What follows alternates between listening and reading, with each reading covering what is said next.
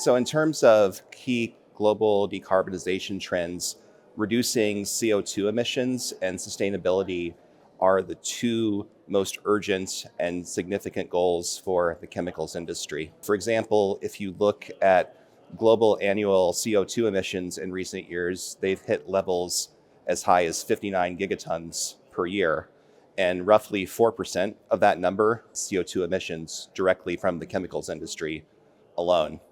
In addition, there's a couple of other competing forces that need to be acknowledged. Demand for petrochemicals and polymers, particularly in emerging markets, is expected to triple between now and 2050.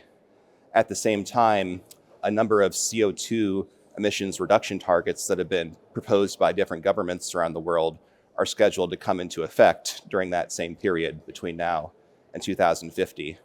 Those competing forces, maintaining a business as usual approach in the chemicals industry is no longer an option.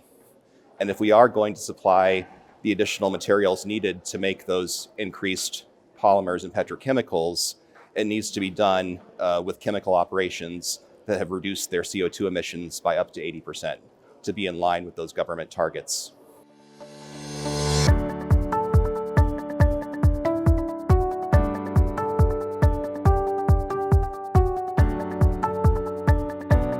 So in response to those challenges, Lummus has identified three main pathways for greenhouse gas reductions.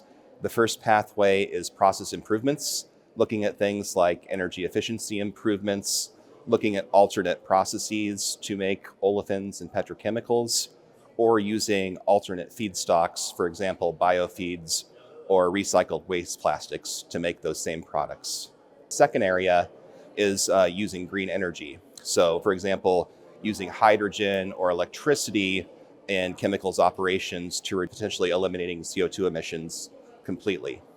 And the third main pathway is carbon capture. So after carbon dioxide is produced, capturing it and using it for some other purpose. But ultimately, at the end of the day, to meet these goals within the chemical industry, technology innovation is required. And that's where my company, Lummus Technology, comes into the picture. We're a global leader in developing, commercializing, and licensing process technologies. We currently have over 150 process technologies in our portfolio. Historically, we've developed and licensed process technologies that use oil and gas feedstocks, but we're also developing versions of those technologies that use more alternate sustainable routes to produce those same materials.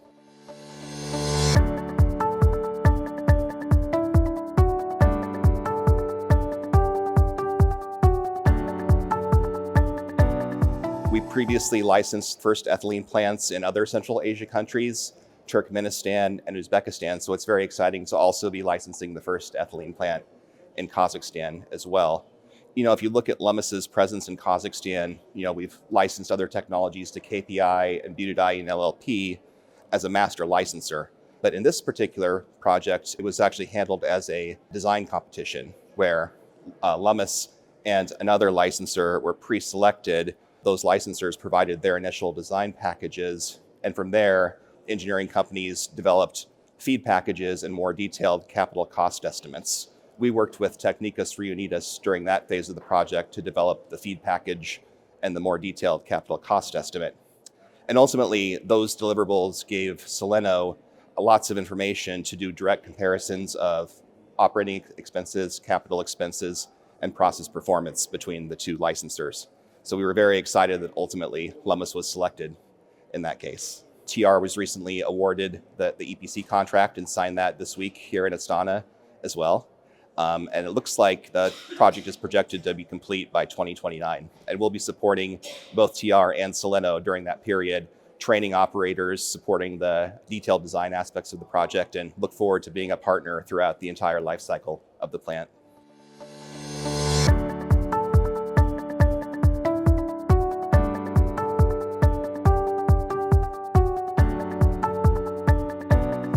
Yeah, so admittedly, last year was the first time I attended the Downstream Central Asia and Caspian conference when it was in Almaty. It's really a pleasure to be back here this year to see some familiar faces, to hear updates on different projects and activities in the region, and also to be here to be part of some of the big announcements in terms of projects moving forward. I've really appreciated the focus on sustainability and emissions reductions, and I definitely saw a lot of strong interest and engagement from the audience during our sessions on that yesterday. And I hope that can be a focus area for future conferences as well.